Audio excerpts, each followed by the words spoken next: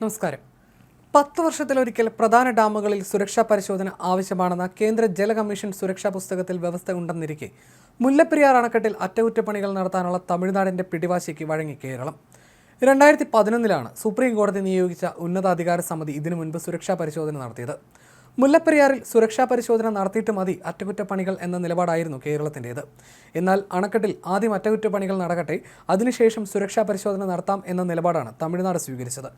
ഇരു സംസ്ഥാനങ്ങളിലെ മുഖ്യമന്ത്രിമാർ കൂടിക്കാഴ്ച നടത്തിയതിന് പിന്നാലെയാണ് സുരക്ഷാ പരിശോധന നടത്താതെ അറ്റകുറ്റപ്പണികൾക്ക് കേരളം അനുമതി നൽകിയിരിക്കുന്നത്. അണക്കെട്ടിന്റെ ഘടനാപരമായ സുരക്ഷ, ഭൂകമ്പ പ്രതിരോധ സുരക്ഷ, പ്രളയ സുരക്ഷ, ഓപ്പറേഷണൽ സുരക്ഷ എന്നിവ ഉൾപ്പെടെ വിശദമായ സുരക്ഷാ പരിശോധന നടത്തണമെന്നത് കേരളത്തിന്റെ നിരന്തരമായ ആവശ്യമാണ്. ഈ ആവശ്യം അവഗണിച്ചാണ് നിലവിൽ തമിഴ്നാടിന് അറ്റകുറ്റപ്പണികൾ നടത്താൻ അനുമതി നൽകിയിരിക്കുന്നത്. സ്പിൽവേ, അണക്കെട്ട് എന്നിവിടങ്ങളിൽ സിമന്റ് പെയിന്റിങ്ങിന് ഉൾപ്പെടെ 7 ജോലികൾക്കാണ് അനുമതി നൽകിയത്.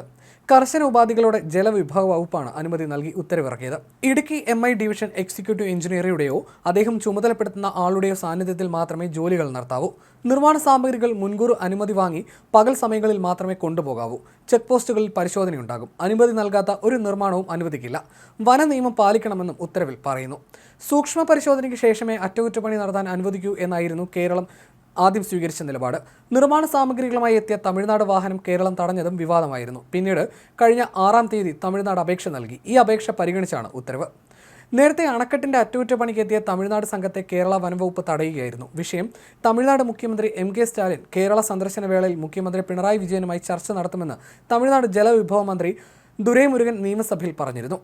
എന്നാൽ സ്റ്റാലിൻ കേരളത്തിലെത്തിയപ്പോൾ തന്നെ അറ്റകുറ്റപ്പണികൾക്കുള്ള സാമഗ്രികൾ മുല്ലപ്പെരിയാർ ഡാമിലേക്ക് കൊണ്ടുപോകാൻ തമിഴ്നാടിന് അനുമതി നൽകി സംസ്ഥാന സർക്കാർ ഉത്തരവ് പുറത്തിറക്കി. ജലവിഭവ വകുപ്പ് അഡീഷണൽ ചീഫ് സെക്രട്ടറിയാണ് ഉത്തരവ് നൽകിയത്. 7 ജോലികൾക്കായി നിബന്ധനകളോടെയാണ് അനുമതി. പെരിയാർ വന്യമൃഗ സങ്കേതത്തിൽ കൂടി നിർമ്മാണ സാധനങ്ങൾ കൊണ്ടുപോകുമ്പോൾ മുൻകൂട്ടി കേരളത്തിന്റെ അനുമതി വാങ്ങേണ്ടതാണ്. എന്നാൽ അനുമതി കൂടാതെ എത്തിയ തമിഴ്നാട് വാഹനങ്ങൾ നേരത്തെ ചെക്ക് പോസ്റ്റിൽ തടയുകയായിരുന്നു. തുടർന്നാണ് തമിഴ്നാട് അനുമതി തേടിയത്. അറ്റകുറ്റപ്പണികൾ സംബന്ധിച്ച കാര്യങ്ങൾ വ്യക്തമാക്കണമെന്ന ജലവിഭവ വകുപ്പിന്റെ ആവശ്യം തമിഴ്നാട് അംഗീകരിച്ചില്ല.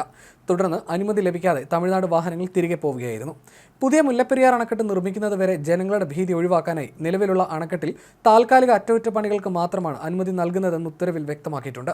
വന നിയമങ്ങൾ പാലിച്ച് രാവിലെ 6-നും വൈകിട്ട് 6-നും ഇടയിൽ മാത്രമായിരിക്കും വാഹനങ്ങൾക്ക് അനുമതി നൽകുക. തേക്കടി, വെള്ളക്കടവ് ചെക്ക് പോസ്റ്റുകളിൽ വാഹനങ്ങളുടെയും കൊണ്ടുപോകുന്ന സാമഗ്രികളുടെയും വിവരങ്ങൾ രേഖപ്പെടുത്തും. സംസ്ഥാന സർക്കാർ അനുമതി നൽകാത്ത ഒരു തരത്തിലുള്ള നിർമ്മാണ പ്രവർത്തനങ്ങളോ അറ്റകുറ്റപ്പണികളോ ഡാം സൈറ്റിൽ നടത്താൻ പാടില്ല.